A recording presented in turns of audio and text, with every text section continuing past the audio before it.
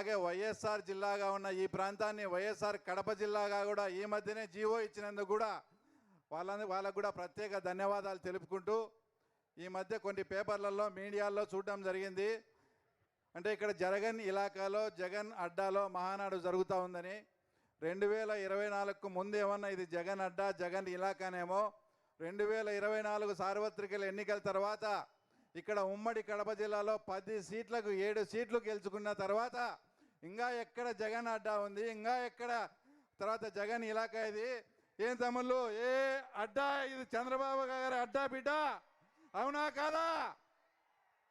తర్వాత ఎవరు ఛానల్స్లో ఇది జగన్ ఇలాకా అడ్డా అని ఇంకా ఇక్కడ నుంచి ప్రస్తావించకూడదని కూడా వాళ్ళందరికీ కూడా కోరుకుంటూ, ఇదే ప్రాంతం నుంచి ఇద్దరు ముఖ్యమంత్రులైనా కూడా రాయలసీమకు కానీ ఏదన్నా ఒక ఇరిగేషన్ ప్రాజెక్టు కూడా తెచ్చిన పాపాన పోలేదు.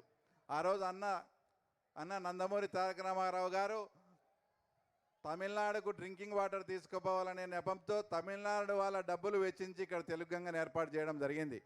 తర్వాత గాలేరు నగర్ కానీ హెచ్ఎన్ఎస్ఎస్ కానీ ఇవన్నీ కూడా ఒక అద్భుతమైన ప్రాజెక్టులు మన నందమూరి తారక రామారావు గారు ఇక్కడ తలపెడితే 2014 నుంచి 19 లోపు ఈ ప్రాజెక్టులో ఎక్కడెక్కడ లొసుగులు ఉన్నాయి, ఎక్కడెక్కడ టన్నెల్స్ ఉన్నాయి, అవన్నీ కూడా కంప్లీట్ చేయాల్సిన బాధ్యత మన ప్రీతం ముఖ్యమంత్రి గారు తీసుకొని ఇప్పటికి మాకు ఆయన చెప్పినట్లు పులివెందులకు కూడా కుప్పం కన్నా ముందు పులివెందులకు నీళ్ళు ఇస్తానని ఆ మాట నిలబెట్టుకున్న ఘనత మన తెలుగుదేశం పార్టీది, నారా చంద్రబాబు నాయుడు గారిది.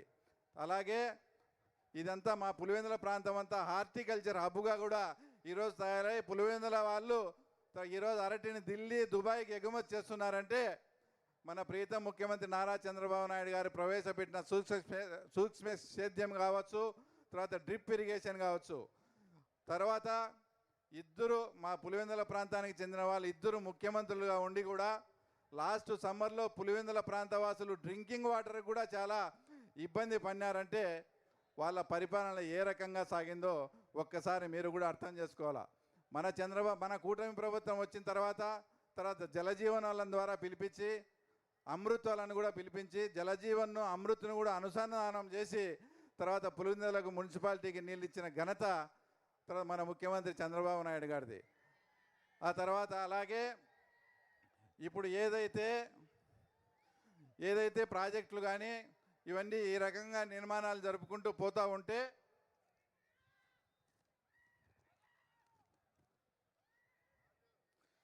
ఆ తర్వాత ముఖ్యంగా కడప జిల్లాలో ఉండేది వచ్చేసి నిరుద్యోగ సమస్య. మన గత ముఖ్యమంత్రి 5 ఏళ్ళు పరిపాలన చేసి కడప జిల్లాకు ఒక్క పరిశ్రమ కూడా తేలేదని ఈ సందర్భంగా మీకు గుర్తు చేస్తూ ఉన్నాం. తర్వాత ఈ మధ్యనే మన ప్రీతం ముఖ్యమంత్రి చంద్రబాబు నాయుడు గారు ఒక్క 10 రోజుల్లో జూన్ 10వ తేదీ జిందాల్ ఫ్యాక్టరీ వాళ్ళతో మాట్లాడినాం. తర్వాత స్టీల్ ప్లాంట్ కూడా తర్వాత ఇక్కడ పనులంతా కూడా ప్రారంభం జరుగుతాయని కూడా చెప్పడం జరిగింది. అలాగే గతంలో ఉన్న ముఖ్యమంత్రి గారు అప్పుడు ఢిల్లీలో ఏదైనా స్నేహ సంబంధాలు ఉన్నా కూడా ఆయన కేసుల కోసం ఆయన స్వలాభం కోసం చూసుకునేడే తప్ప ఏ రోజు కూడా ఒక పరిశ్రమలు తేవాలని కానీ ఇంకోటి కానీ ఆలోచన చేసిన పాపాన పోలేదు.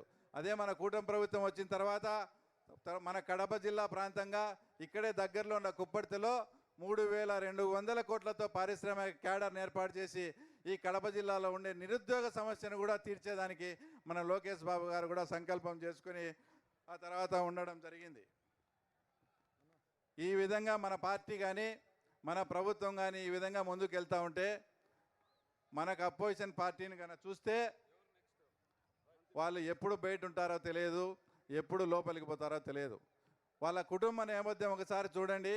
గతంలో అంతకుముందు రాజశేఖర రెడ్డి గారు ఉన్నప్పుడు కూడా అప్పట్లో మైనింగ్ డైరెక్టర్గా ఉన్నటువంటి రాజగోపాల్ కానీ శ్రీలక్ష్మి మేడం కానీ వాళ్ళంతా కూడా కటకటాలు పోయారు.